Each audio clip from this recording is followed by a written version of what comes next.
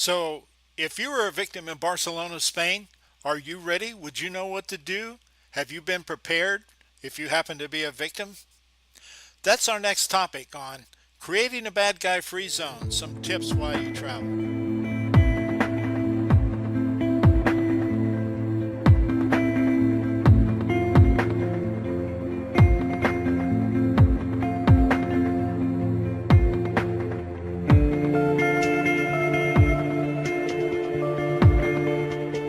Hi, and welcome to this segment of creating a bad guy free zone while you're traveling and some tips out of my book. We're going to go over some areas out of my book that hopefully will help you if you ever run into a situation where you find yourself in a predicament like the Barcelona scenario where person runs up on a curb and ran down a whole bunch of people, killed some people, unfortunately, um, and also wounded several others. And the question then becomes: are you prepared if you happen to be one of those victims that are killed or wounded? How are things going to go after the incident transpires? Okay, let's begin by taking a look at emergency and first responders and some things you need to understand and know.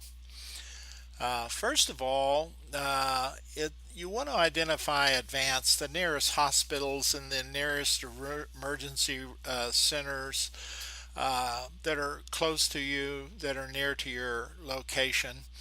And you want to kind of keep that information handy. So this might be something you want to put on a small 3x5 card or something, and sort of you can even laminate it in, really inexpensively and kind of carry with you in your purse or your backpack or whatever you happen to be using while you're out walking around or traveling about. And it's handy, of course, while you're in the hotel, but you want to locate these. You want to list the hospital name, the address, emergency phone number, the city that you happen to be in, the state or country you happen to be in, and you can literally go online and let's just take an example and go to hospitals in Paris, or I'll tell you what, Barcelona. And on here, once you do that, it'll pull up a listing of hospitals in Barcelona. And here you go. There are some that are close by, some that aren't, but here's some that are actually not too far from that center that happened. But once you get on there, if you notice, there's the Clinic of Provincial Hospital. Let's check on this one here.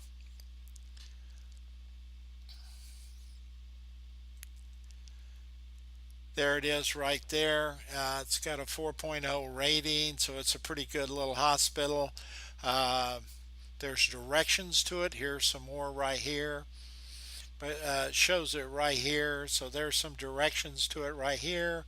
You can click on this and it'll pull up everything you need to know. There's a phone number for the hospital, when they're open. Uh, and actually, this was pretty close to the incident. It'll answer questions you have about it. It gives a rating based on usage and even some comments in the ratings on the usage. So there's an example of how you can actually go back and find out how this is operating in terms of finding the hospitals that are close to you. You can even find hospitals that are close to places that you're going to be visiting or touring at, so that you're closer. You could have a series of listings of these on your cards depending on where you're going.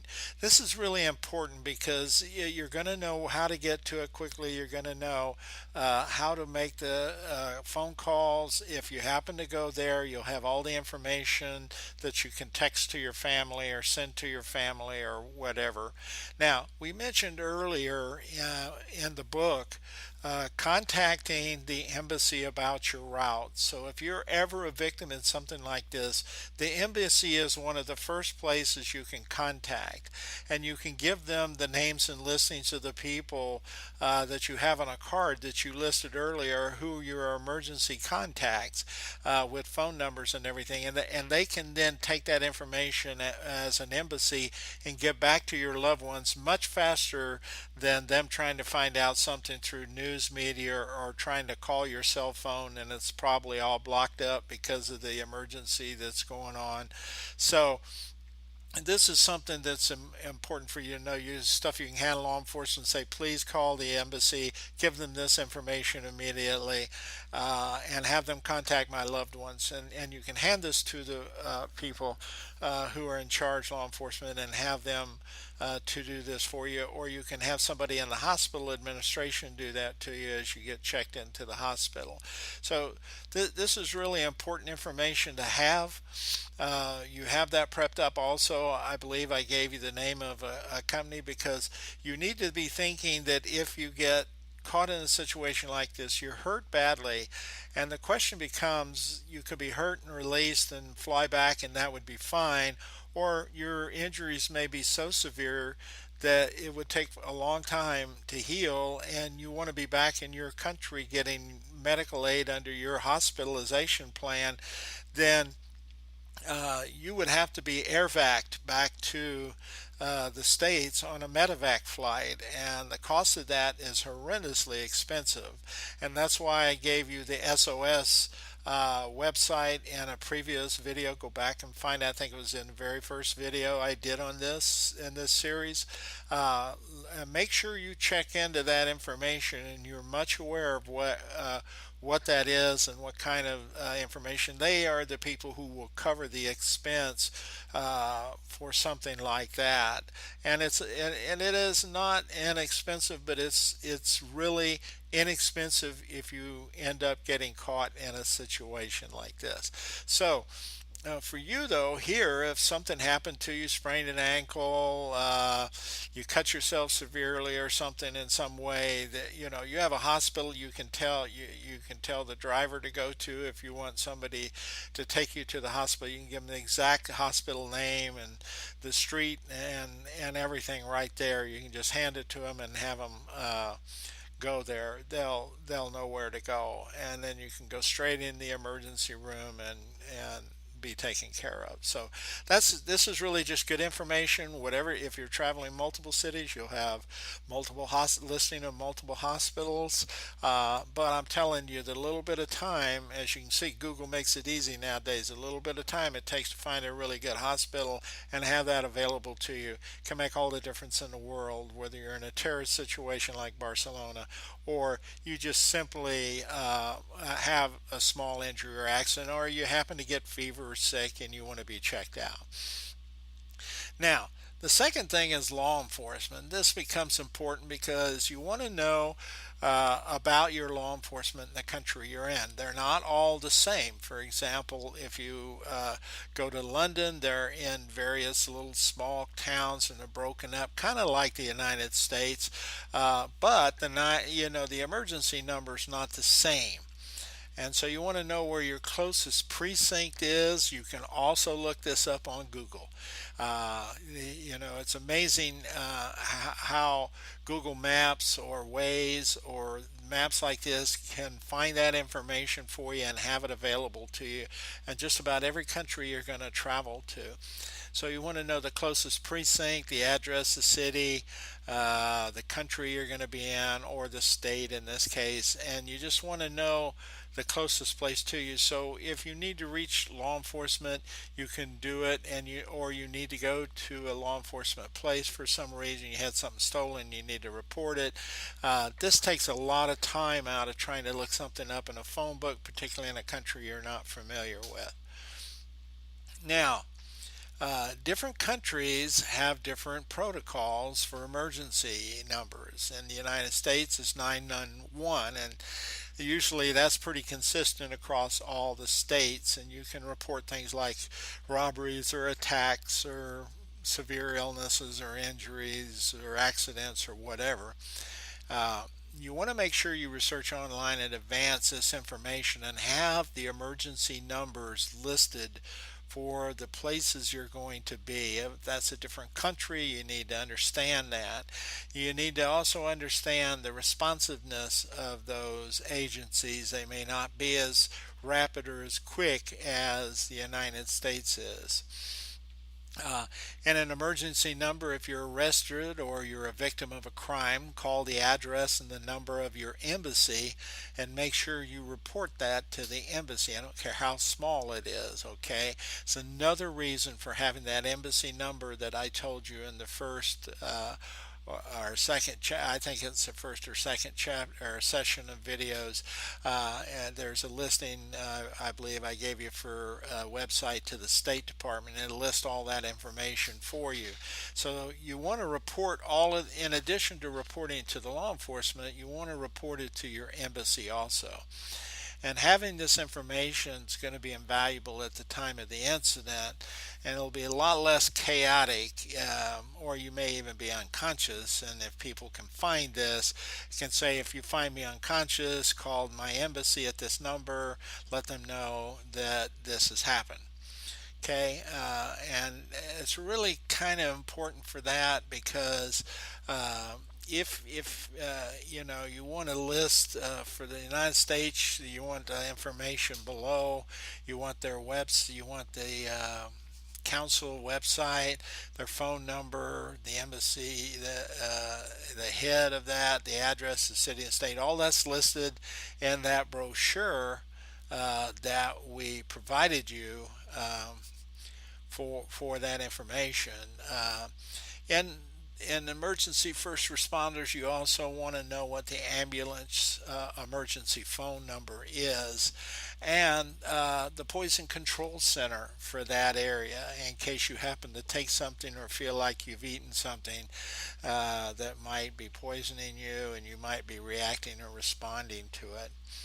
Okay, so in terms of events, you want to make sure you review and plan your routes to and from the events you plan or decide to visit while traveling, and you want to examine these on the routes on Google Maps and Google Earth for security issues. Like if you're going through a high threat neighborhood, review your local media and embassy warnings for latest hostile activity in that area. It comes from the State Department, which we've already told you about. So you want to look for these. I can remember one time I was in London. I was walking back to my hotel from an event and found myself right in the middle of a heavy Pakistani neighborhood, which in London, fortunately, I found these people to be hospitable and friendly. But in today's time, that was several years. That was 10 or 15 years ago.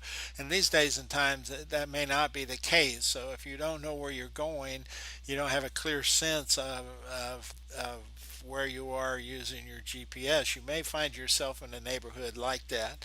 So you want to map out all of those routes if you're going to walk back, or if you're going to take a cab back, or if you're in Cancun, you're going from the airport to the resort. You want to make sure, first of all, we recommended previously don't take a local cab. Pre-plan your booking, but if you get stuck and you have to, make sure you know the route you want this person to go. And if they veer from that, you'll be able to see it. You'll be able to track it on your phone, uh, on your Google Maps or your Waze map, and you can tell that person, no, you get back on track, because you know that route has less opportunity for someone to pull off to the side and be robbed or whatever by bandits. So if you're taking tours, check the company about security precautions before booking the event. Ask them how they handle such things. This happened in Egypt, by the way. That's happened several times there, where buses of tourists have been attacked.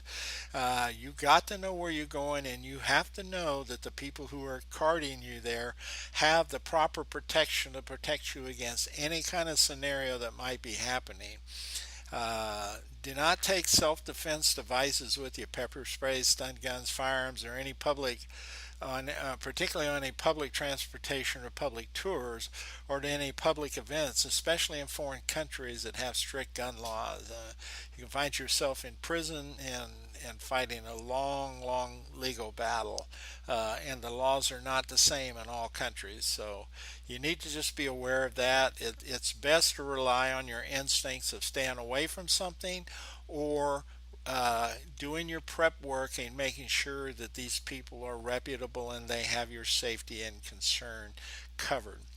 Be cautious about hiring local guides that do not have any security clearances.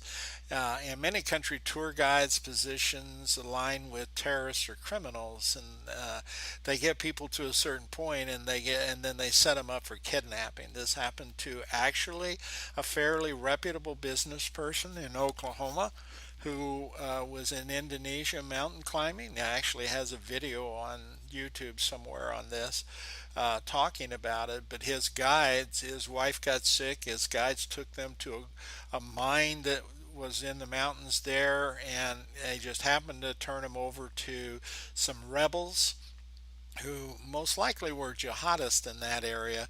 So they decided to hold him for kidnapping. But the wife was so sick that the doctor at the mine felt sorry for them and actually smuggled her husband, actually talked the captors into letting her go to a hospital in a city down at the little ways from the mine, and smuggled the husband with her into the ambulance, and that's how they got away. Otherwise, they were looking at paying millions of dollars for a ransom to get out of there.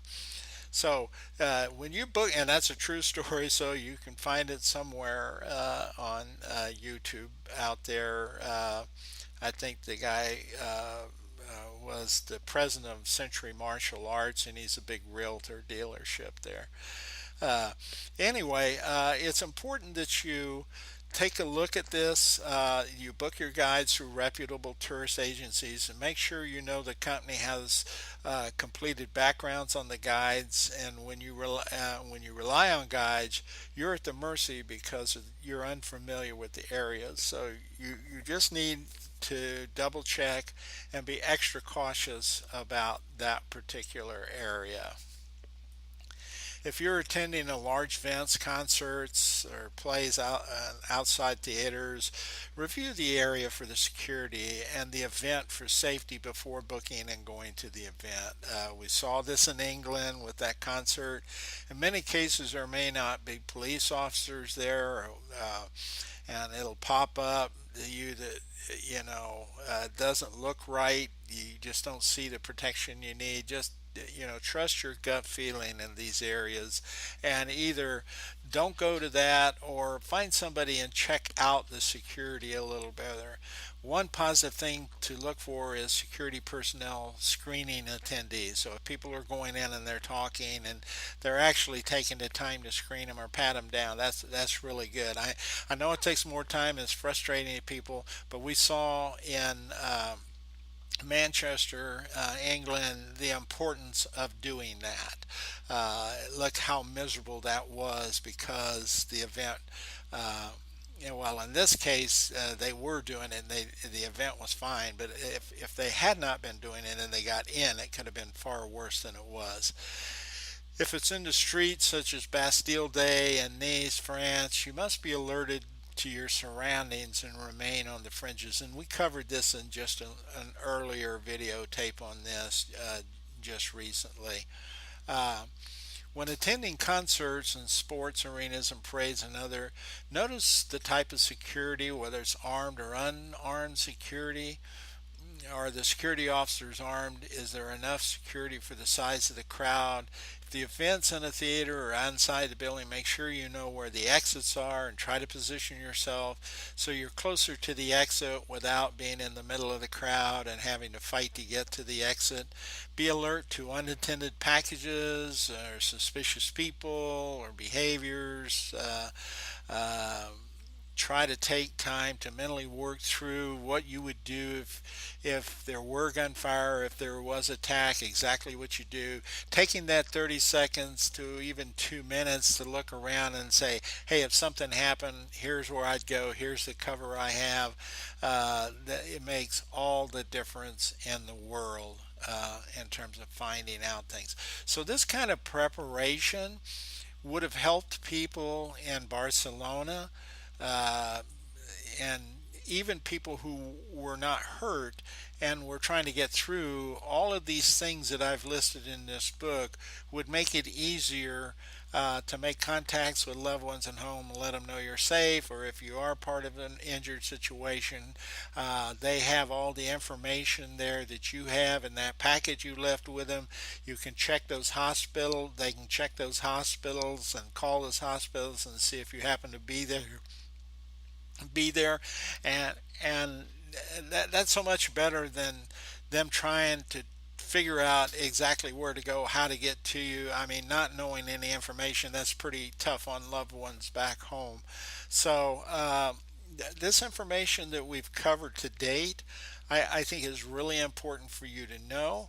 I really look forward to you taking the time to gather all of this information. It will mean a big difference. And, 95% of the time you will not need it, maybe even 99% of the time you won't need it. But if you ever do, it's not hard to do and it's great to have, and it'll make all the difference in the world when you're trying to uh, do something in the middle of a chaotic situation.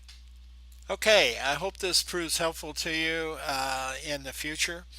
Uh, this is very important stuff while you're traveling. I have never been so adamant about people I know getting familiar with this because there is so much going on in the world today that we don't have any control over, and we're pretty stubborn about saying we don't want it to interfere with our vacation plans or that kind, but it does, okay? And it can happen, and it's happening more frequently than it's ever happened in the past, and there's no indications right now that it's going to cease in terms of intensity and frequency down the road. So, uh, if you don't want to stop doing what you're doing, you do want to go have fun and traveling, but having a prepared plan, having information up front, knowing about things like how criminals think and operate, which is on a previous video I did also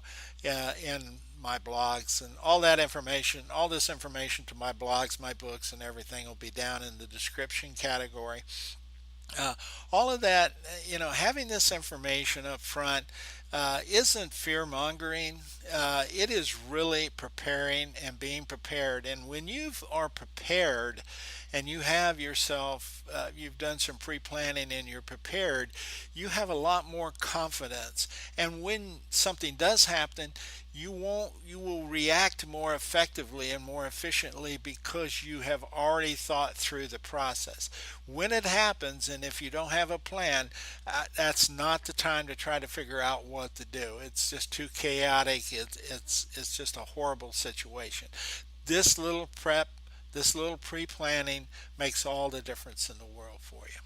So I hope this helps a lot. The next category we're going to cover is the last category I'll do in this series, and it's about kidnapping. And we'll go over that a little bit. And it's not going to be a long segment either. And hopefully, you'll learn a little bit about the what's going on in the kidnapping world and the increase in kidnappings and some things like that that are important for you to understand, particularly as an American citizen traveling anywhere, but anywhere where any citizen where a terrorist organization or a criminal group can use kidnapping to gain money, and there's a variety of ways they do that. They don't necessarily have to physically capture you. So we'll cover that in the next session. Until then, I'm Victor Vogel, and I'll be out there creating bad guy free zones.